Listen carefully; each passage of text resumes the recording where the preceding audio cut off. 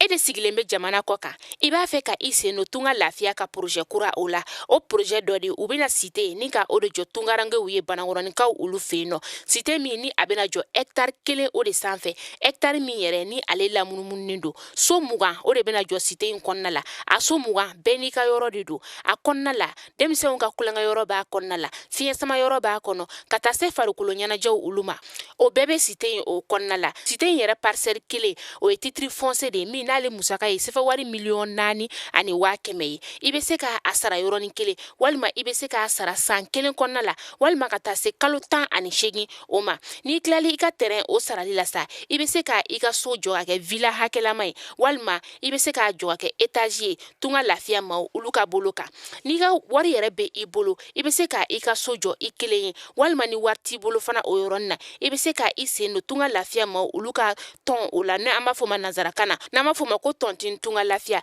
walasa ka se ka I ka so ale jɔ cité o kɔnɔna la o t'a bannen dɛ tunga lafiya ma o bɛna tila ka immeuble fana jɔ cité in kɔnɔna la immeuble min n'i bɛ se ka appartement o san chambre 3 de b'a kɔnɔna la ale ni salon 1 a musaka bɛ t'i jɔ sefa wari 15,000,000 la ka taa se sefa wari 17,000,000 ma I bɛ se ka o fana sara dɔɔni fo ka taa se san 2 ani tila ma e maa min bɛ yen nɔ k'i kamana gannen do I ka bolimafɛn senkɔrɔla ale parili la n'an ko ale ma ko gentil cɛɲumanu k'a kɛ I ka bolimafɛn na yɔrɔ kelen pewu élégance service pinɛ ɲuman de t'i ka bolimafɛn na I bɛ fɛ ka I ka bolimafɛn ka pinɛw ni ka olu falen pinɛ marque ɲɛnamabaw yɔrɔ kelen pewu élégance service gentil marque ɲumanw gentil cɛɲumanu sɔrɔ yɔrɔ kelen pewu élégance service k'i to I ka bolimafɛn kɔnɔ circulation na maaw k'i ka bolimafɛn tatɔla lajɛ yɔrɔ kelen pewu élégance service ale ka baara bɛnnen do ma élégance service Yakuba Dumbiya a ka baara ti fosi ye ka bolimafɛn ni ka ale pari a cɛɲumani bɛɛ lajɛlen bɛ sɔrɔ élégance service de la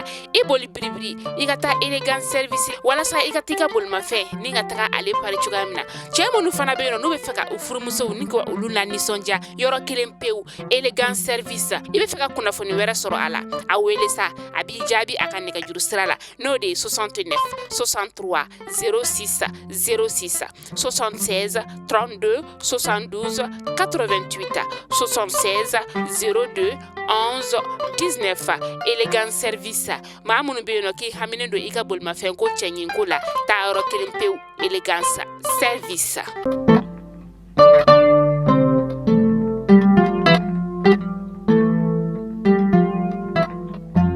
juin kalo tile 15 ye san 2022 an bɛ aw bɛɛ lajɛlen fo yan fo aw sigiyɔrɔ la sanga n'a ka wagati aw minnu b'aw sigi ni ka kunnafoni ka ale makɔnɔ Mali kunnafoni.net ale jabaranin kan ni y'o waati seli a y'aw bisimila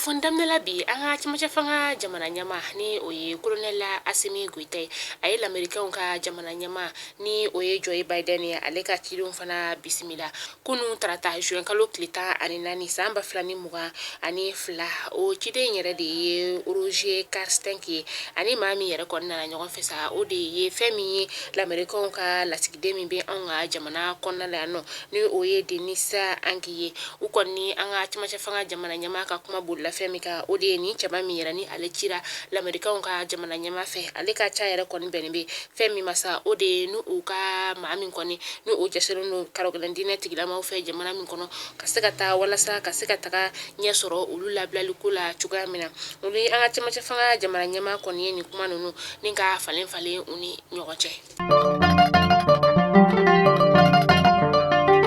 jamana marabagaw olu kɔni ye maa dɔ ni ka olu fara ɲɔgɔn kan kalo 2 kɔnɔna la walasa u ka se ka yɛlɛma don an ka sariya sunba ale koɲɛw olu la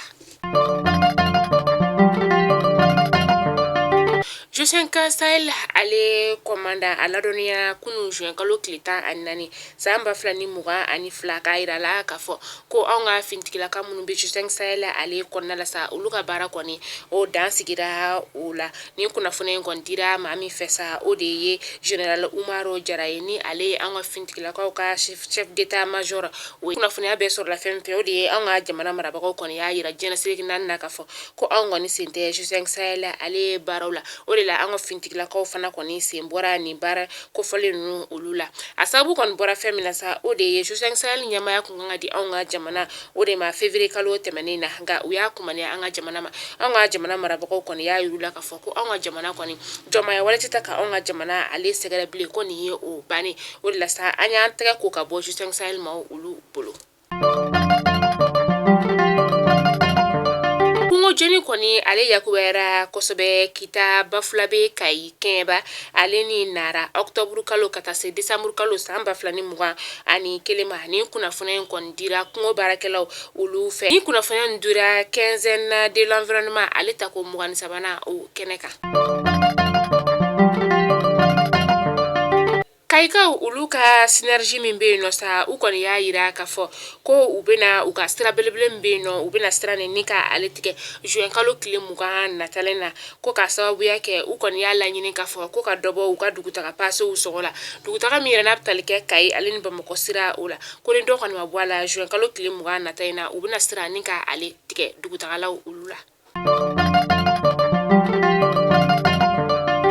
Tɛ maa si la k'a fɔ ko seliba ale bɛ ka i to ka gɛlɛ seliba ale tɛ taa bazɛn riches ni moyen riches ka taga se borodew olu ni a ɲɔgɔnnaw ma ni wagati in na an ka suguba kɔnɔnaw la a yirala k'a fɔ ko dɔ kɔni faralen don bazɛn ale sɔngɔ kan kosɛbɛ bazɛn minnu bɛ yen nɔ sa ka taa se a moyen riches n'a riches ma dɔ faralen don olu kan 300 fo ka taga se 500 o faralen don bazɛn ko kan bazɛn jagolaw olu y'a yira k'a fɔ ko nin wagati in na kɔni salon bazɛn min sanna u kun ɲina o ma fisa olu kun ka sababuya kɛ bazɛn ale gɛrɛlen ma kɔni kelen do ka u bolo jigi bazɛn sana ni wagati in na.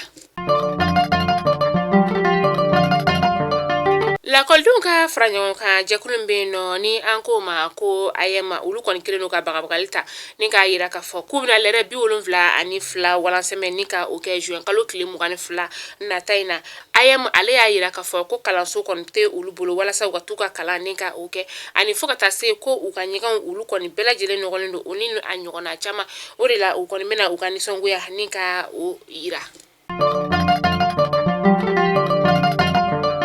An bɛ taa kɔkan kibaru la n'an taara kɔkan kibaru la an bɛ taa Burkina Faso kaw ka jamana o kɔnɔna la bingani wale kɔni taara ka u ka finti gansan ni ka ulu sɛgɛrɛ bingani wale min yɛrɛ ni a kɛra sababu ye sa ka se ka u ka maa 79 ni ka ulu bɔnɛ u ni na a kɛra juin kalo tile 11 sufɛla ka dugu jɛ juin kalo tile 12 o sɔgɔmadafɛla o la a kɛlen wagati min na sa u ka cɛmancɛ fanga jamana ɲɛma ni o ye colonel lieutenant Paul Ari Sagadogo Damin Baisa ale kɔni y'a yira k'a fɔ ko u ka jamana ale bɛna bila tile 3 dusuma kasa o la k'a daminɛ kunu tarata donya o la an bɛ dugawu kɛ ala ka badabada dali nɔgɔya banbagatɔw ye ala ka u ka jamana ale fama ni ɲɔgɔnna wɛrɛ ma.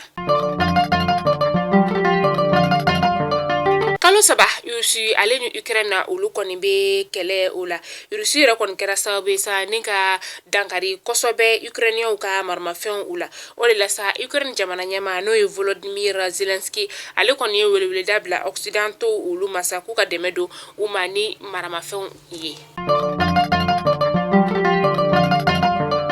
Mali kunnafoni jabarani lajɛbaw an bɛ aw bɛɛ lajɛlen fo danti foli min na kunnafoni damadɔ tun bɛ an bolokɔrɔ bi ni k'a da u tulo kan o de tun ye nin ni ala m'an ka jɔnya jɔn an bɛ ɲɔgɔn sɔrɔ la don n'a nataw la kunnafoni kuraw olu kɛnɛ kan tunga lafiya anw ka kunnafoni jɔkɔrɔma dondoba o de ye ale sanga a n'a ka wagati tunga lafiya min ni a ye degun ta ka bɔ maliyɛndenw minnu bɛ jamana kɔ kan ka taa se maliyɛnden minnu bɛ Mali kɔnɔna la sojɔko o hami ko olu koɲɛ la ka sababuya kɛ maaw tɔɔrɔ la kosɛbɛ sojɔli ko o la ni somɔgɔw ma i ka sojɔ wari dun maasɔnw fana olu bɛ dari k'i la i ka sojɔ wari ko o la kosɛbɛ o de la sa tunga lafiya kɔni o gɛlɛya ta ni ka bɔ maliyɛnden kelen-kelenna bɛɛ lajɛlen kan tunga lafiya an bɛ u bɛɛ lajɛlen fo u ka baara ɲuman o kɔnɔna la aw k'an bɛn don n'a nataw la.